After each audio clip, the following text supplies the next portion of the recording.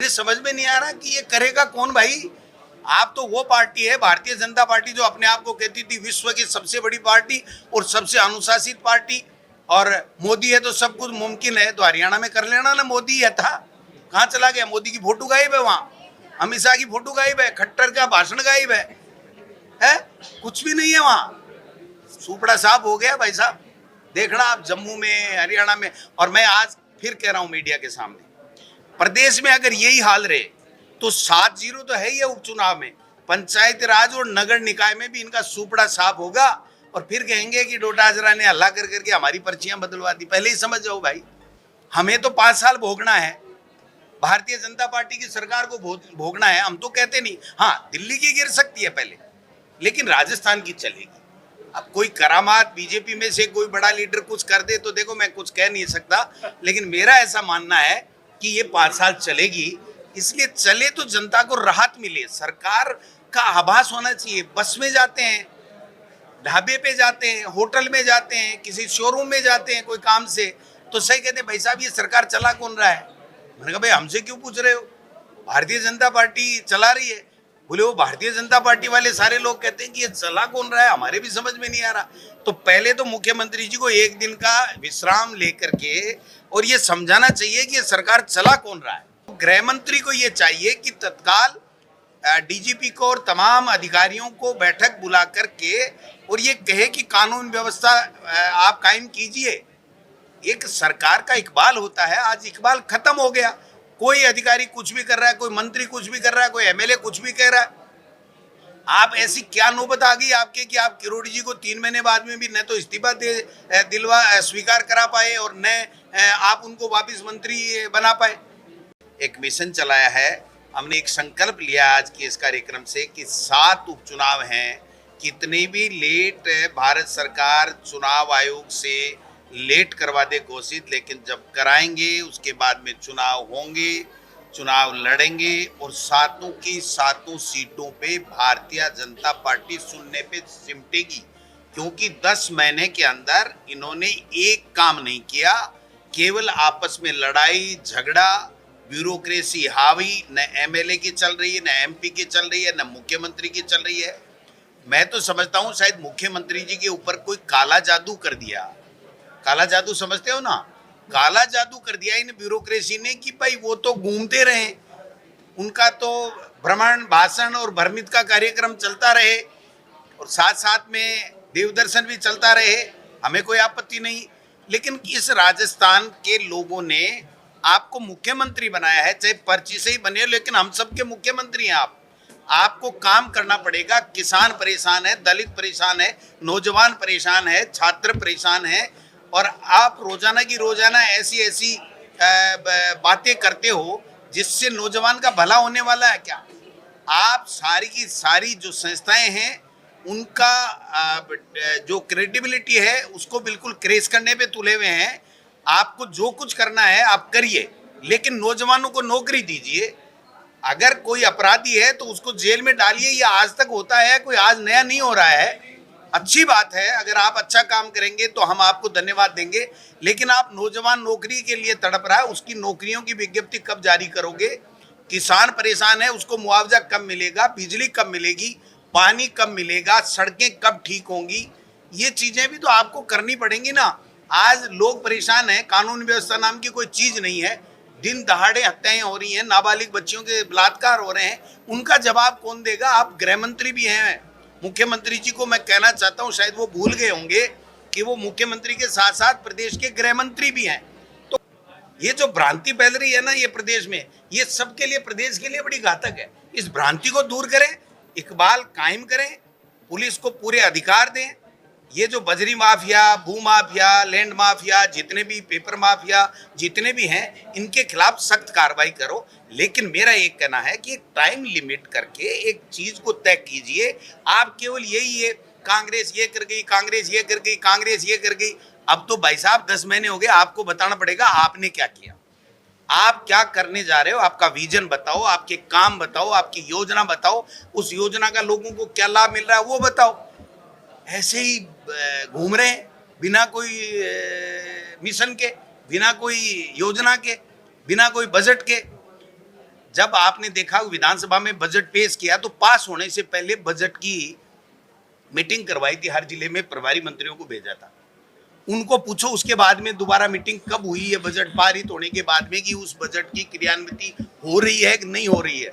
आप मीडिया के लोग हो, प्रिंट मीडिया भी है, इलेक्ट्रॉनिक मीडिया भी है, सोशल मीडिया भी है। मैं पूछना चाहता हूं, एक भी कोई स्वीकृति किसी चीज की कभी आपने पोस्ट की क्या? मुख्यमंत्री जी ने अपने भाषण में कभी कहा क्या कि हमने इतनी सड़कें पास कर दी, इतने बिजली के ग्रेड पास कर दिए, इतने बचाओ? नौकरियों की बात करें, 1 लाख के लगभग तो दे दी बताते हैं उन्होंने। तो भाई हमारे वाला तो कोई 2,70,000 का था, वो आंकड़ा पकड़ा दो कि ये हमने ही दे दिया, आपका कार्यकाल मान लो हमारा। तो ये कहने से नहीं चलेगा, ये काम नहीं चलने वाला है कि हम ऐसा कर रहे हैं, ऐसा कर रहे हैं। जो कर रहे हो वो करो, कानून सम्मत जो अधिकार है आपको सब करो, आपकी सरकार है। लेकिन ये तय करो कि ये सरकार चला कौन रहा है, ये तय करना जरूरी है, क्योंकि जनता भ्रमित हो रही है रोजाना के रोजाना से। ये देखिए, मेरी बात सुनिए, जोगा राम जी को ये कहना चाहिए कि एसआई भर्ती पे आप क्या निर्णय ले रहे हो, क्योंकि एसआई भर्ती पे एक काम होने वाला है, या तो बाबा किरोड़ी जीतेगा या मुख्यमंत्री भजन लाल जीतेगा, दोनों साथ नहीं जीतेंगे, मैं आपको बता दूं। तो राजस्थान का बड़ा नेता बीजेपी में कौन है ये तय होना है, उसके बाद में फिर ये प्रक्रियाएं चलेंगी। एक बात। दूसरी बात मैं ये कह रहा हूं कि राजस्थान की विधानसभा में एक क्वेश्चन लगा था कि पेपर लीक का। पिछले भारतीय जनता पार्टी के कार्यकाल में इस पिछले 5 साल से ज्यादा पेपर आउट हुए थे। एक बात क्लियर है, किसी के कोई शंका हो तो मेरे से डिटेल ले लेना, विधानसभा की वेबसाइट पे प्रश्न के ऊपर पड़ा है। दूसरी बात, ये जो पेपर लीक हुए उसके ऊपर पेपर लीक गिरोह के खिलाफ कार्रवाई हमने की। आधे से ज्यादा 100-150 से ज्यादा पेपर माफियाओं को, नकल माफियाओं को पकड़ा। इस प्रक्रिया को ये लोग आगे बढ़ा रहे हैं तो अच्छी बात है, लेकिन केवल ये कहते कहते कि हम इस प्रक्रिया में 5 साल निकालोगे क्या आप? ये तो सतत प्रक्रिया है। अगर मान लीजिए 2 साल बाद में भी पता लग गया कि कोई व्यक्ति पेपर लीक के माध्यम से माफिया से पैसे देकर के नौकरी लगा है, तो उसको 2 साल बाद में भी निकालो। लेकिन 2 साल तक यही काम करते रहोगे, दूसरी भर्तियां कितनी निकाल रहे हो वो बताओ आप।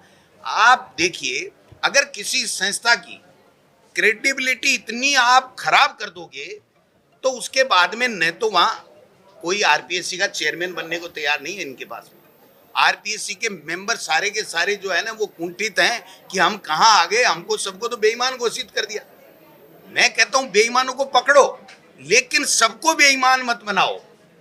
आपके पास में कोई हथियार नहीं है, आपको कोई अधिकार नहीं है कि आप पूरी की पूरी आरपीएससी में चपड़ासी से लेकर के चेयरमैन तक सब बेईमान है और कर्मचारी चयन आयोग में बेईमान है। तो फिर क्या भजन लाल जी परीक्षा कराएंगे क्या, या किरोड़ी लाल जी कराएंगे? सबसे ज्यादा चीन के साहूकार हैं, वो कराएंगे क्या परीक्षा? परीक्षा तो ये संस्थाएं कराएंगी।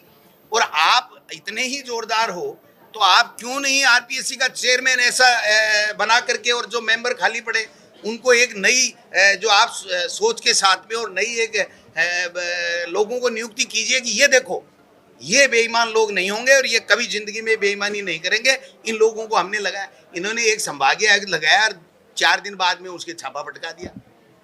तो फिर लगाया क्यों? जब 5 महीने से उसके खिलाफ कार्रवाई चल रही थी तो उसको लगाया क्यों? मैं नहीं कहता सही है गलत है, वो क्या है क्या नहीं है, वो तो कानून अपना काम करेगा। लेकिन मैं ये कह रहा हूं कि इनको पता ही नहीं है। इसलिए पहले तो ये तय होना चाहिए कि ये सरकार चला कौन रहा है, चल कहां से रही है। क्या है जिले, मैंने कहा था ना, मैं चैलेंज करता हूं इनको, एक भी जिला चेंज नहीं कर पाएंगे। इनके लिए जनगणना रुकेगी क्या? पूरा देश रुक जाएगा क्या? है ये तो, चाहे जो कहते थे इनको टाइम पास करना है, लेकिन इनको ये समझ में नहीं आ रही। 10 महीने गए तुम्हारे काका, 10 महीने चले गए। टाइम पास तो महीने 2 महीने का होता है भाई साहब। सारे ही दिन आप टाइम पास के लिए पिछली सरकार को पूरा कोसो, कोई बुराई नहीं है। आपके पास जो भी है संसाधन है, सरकार है, पुलिस है, जो गलती कर रहा है उसको आप पकड़ो, कोई दिक्कत नहीं है। लेकिन आप ये कह के हम ये कर रहे हैं, हम ये कर रहे हैं, हमने आज 2 पकड़ लिया, हमने आज 1 पकड़ लिया, इससे किसी के पेट में निवाला थोड़ी गया, नए बच्चे को नौकरी थोड़ी मिल गई, गरीब का इलाज थोड़ी फ्री में हो गया, पानी थोड़ी मिल गया। केवल एक स्टंट लेकर के और आप अपना टाइम पास कर रहे हो। इसलिए मैं तो कहूँगा मुख्यमंत्री जी, पूर्व मुख्यमंत्री जी ने तो कहा था कि दिल्ली का अप डाउन कम करो, और मैं तो कहता हूं कि ज्यादा बढ़ा लो और वहीं रह जाओ 10-5 दिन, ये किरोड़ी वाला फैसला करा के लाओ आप, वरना आपकी सरकार नहीं चल पाएगी, पता नहीं चलेगा ये किधर से चल रही है और कौन चला रहा है। गजेंद्र सिंह जी हमारे केंद्रीय मंत्री हैं, और मैं तो ये कहना चाहता हूं उनको कि उन्होंने तो एसओजी से जो बदलवाना था बदलवा लिया रिपोर्टें। अब हमारे बयान और स्वर कब बदलेंगे आप ही देखते जाइए। ये तो भाई साहब अभी 9-10 महीने हुए हैं, अगला जब विधानसभा का सत्र है ना, तब इनकी नानी याद दिला देंगे। ये जो गुजरात वाले ला के यहाँ बड़े बड़े होटलों में ठहर के ये जो टेंडर डॉक्यूमेंट वहाँ ड्राफ्ट करा के शर्तें नई जुड़वा के जो राजस्थान की संपदा लूटने का काम कर रहे हैं ना, इनकी बुर्ज बुला देंगे हम। गलतफहमी में जी रहे हैं ये वो एक कहावत है कि अगर एक कबूतर है या कमेडी है, अगर बिल्ली आ जाती है और वो आंख मींच ले तो वो ये सोच ले कि ये बिल्ली मेरे को छोड़ देगी, तो वो उसकी गलतफहमी है। तो ये इनकी गलतफहमी है कि ये हम लोगों पे, हमारी सरकार पे आप झूठे आरोप लगा करके ये बच जाएंगे। अब नंबर इनका है, इसलिए ये तैयार रहे। मेरा तो ऐसा मानना है कि किरोड़ी लाल मीणा जी एक मंत्री हैं, उनकी अपनी हैसियत है और मंत्रिमंडल की सामूहिक जिम्मेदारी होती है। वो मंत्रिमंडल में कुछ भी कहें, लेकिन सार्वजनिक रूप से उनको नहीं कहना चाहिए, और जो फैसला कराना है मंत्रिमंडल में मुख्यमंत्री जी से और मंत्रियों से कराना चाहिए। लेकिन ये दोहरी बातें नहीं चलेगी कि मैं मंत्री भी हूं और मैं एक परिवार लेकर के, और मैं सार्वजनिक मंच पे ये भी कह रहा हूं कि हमारी सरकार क्यों नहीं कर रही है, ये फैसला करना चाहिए। मैं समझता हूं कि ये राजनीति ठीक नहीं है। बाकी उनकी मर्जी है, वो कैसा करें कैसा नहीं करें, ये तो अपनी सरकार को उसमें कंडेम करने वाला वो हो गया। तो फिर भाई आप मंत्री हो तो कम से कम मंत्री का जो दायित्व होता है वो दायित्व तो आपको निभाना पड़ेगा। आप अपने घर में बैठ के कुछ भी फैसले कर लो, वो मंजूर है, लेकिन ये सार्वजनिक रूप से नहीं कहना चाहिए। बाकी उनकी मर्जी है, उनका सोच है। अरे भाई साहब अब देखना, सातों चुनाव में देखना, फिर आगे जब चुनाव हो तो देखना, पंचायत राज देखना, ये करा ही नहीं पा रहे हैं इस गमछे के डर से। तो नगर पालिका और पंचायत चुनाव नहीं करवा पा रहे हैं। आप देखना, आप बताओ वन स्टेट वन इलेक्शन का आपने कभी कोई पढ़ा, एक चिट्ठी पढ़ी है सरकार की? आज नवंबर के अंदर 53 या 56 या 59 कितने नगर निकाय के चुनाव हैं, अब तक वोटर लिस्ट बन जानी चाहिए, लॉटरी निकल जानी चाहिए। आप बताइए, 1 महीना रहा है, वार्डों का पुनर्सीमांकन करना था तो कर लेना चाहिए था। ये तो हाथ पे हाथ दे बैठे हैं कि अपने तो एक पत्थर फेंक दो कांग्रेस पे सो जाओ, पत्थर फेंक दो दूसरे दिन उठो और एक पत्थर फेंक दो और सो जाओ। तो ऐसे कितने दिन चलेगा काम? इनको काम करना पड़ेगा। वो उनकी मर्जी है साहब, वो नेता है, हमारे इंडिया गठबंधन का सम्मानित MP है, वो कुछ भी गए ठीक कह रहा है। क्या दिक्कत है? तुम्हें क्या दिक्कत आ गई? मेरे को नहीं है।